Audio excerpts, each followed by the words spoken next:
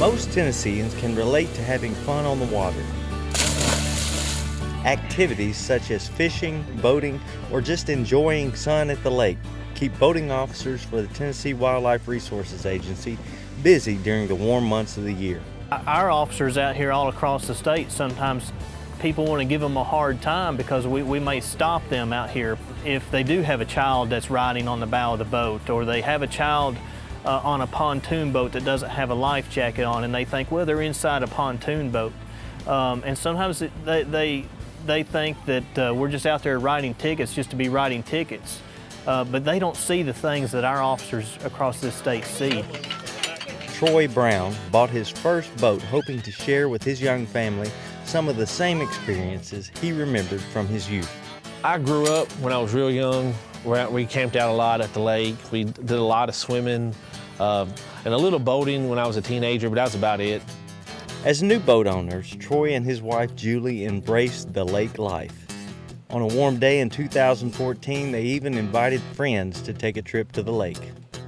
It was good. The kids were having fun. They were riding on inner tube behind, and we were swimming, and they were just having fun. First or second, really, I guess second weekend really on that boat. So I was pretty new to the boat and to the, being back on it with a family, especially because when I was a teenager when I was on it, and I was the one having fun and swimming, and now, that's the first time I had in a boat with the whole family and another family and all the stuff that goes along with all that. So there's a certain amount of complacency that comes with coming to the lake. It's water. People don't think of things that could happen. They're having fun, they're enjoying their time, and they get complacent about certain things that they wouldn't normally be so. 11 people were on the Browns' pontoon boat. They swam, enjoyed the sun, and took turns on the tube and wakeboard. Around midday, they took a break and anchored up to grill some burgers. Everyone found a place to sit for lunch. A perfect day at the lake. And then the guy that we were with said, I want to try it one more time. And then we were like, yeah, let's try one more time. And then everybody just kind of sat. And he got back on, and he was gonna go try the kneeboard one more time. I was looking back, watching the guys pulling to make sure he was okay. As Troy got the boat up on plane for one more ride, Julie noticed their son Aiden sitting on the front of the pontoon.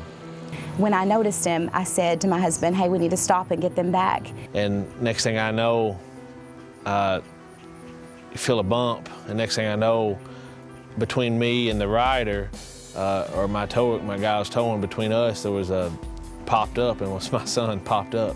They recognized it and recognized that it probably wasn't a good idea, but before they could even act on it, it happened just like that, and he was already under the boat and hit the prop. 8-year-old Aiden was now floating, helpless and badly injured in a remote area of Center Hill Lake. I pulled the throttle down and jumped off. Somebody said we need to call 911, so I called 911. I got there expecting the worst because I knew he went through the props, so I was expecting the absolute worst. Our family friend, Landon, he had Aiden. He picked him up, and my wife was trying to get him on the boat. She bends over to grab him, and he grabs him by the waist and tries to pick him up. And I took him from him, and whenever I looked down on him, I froze, which is not a good time to freeze. And I remember seconding my breath and thinking, oh my goodness. I see her grab his arms and pull him up, and I see him put him up, and he just splayed out.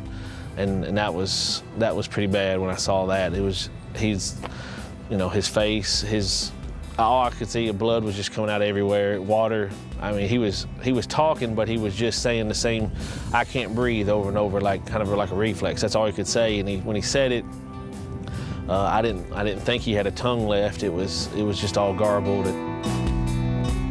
Troy and Julie found themselves living every parent's worst nightmare. Their young son lay on the deck of the boat, clinging to life as they raced back to the boat ramp. As I arrived, EMS was already here, and they were loading Aiden onto a gurney and bringing him up the boat ramp. I met them about halfway as they were bringing him up. I could clearly see that Aiden was seriously injured. He had his life vest on once they removed it to try to see the condition of the wounds.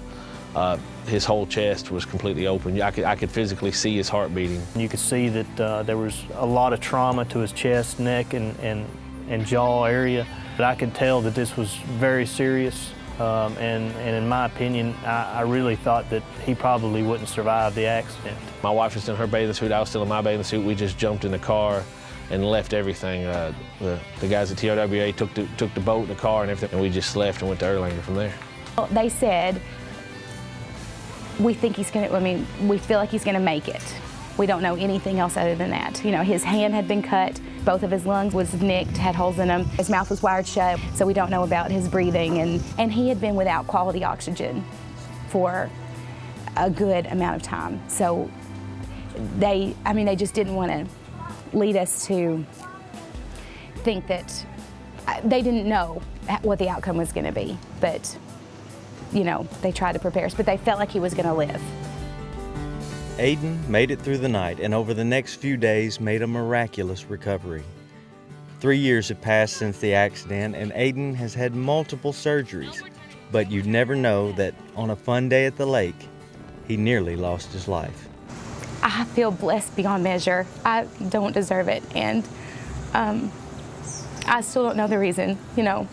Education's a big side of it. They have to, you know, for people, anybody listening or anybody that hears my story, you know, just if I'd have took the steps at the beginning, I would have had you know, I wouldn't have had to worry about it. And I was less than a millimeter away, 4 or 5 different places on his body from losing him. Boating education program is a great program. You know, our officers all across the state offer classes. There's books available through our agency that they can get and study on and take the test themselves. Even if you're of the age where you're not required to have the boating education license, I recommend it, because any amount of education that you can get, just something simple as learning the rules of the road. Who has the right-of-ways out here, who's the stand-on vessel and who's the give-way vessel at certain times and crossing patterns. Most people out here on this lake don't know those. Education for the boating public is key, I think, to keeping the waters of Tennessee safe.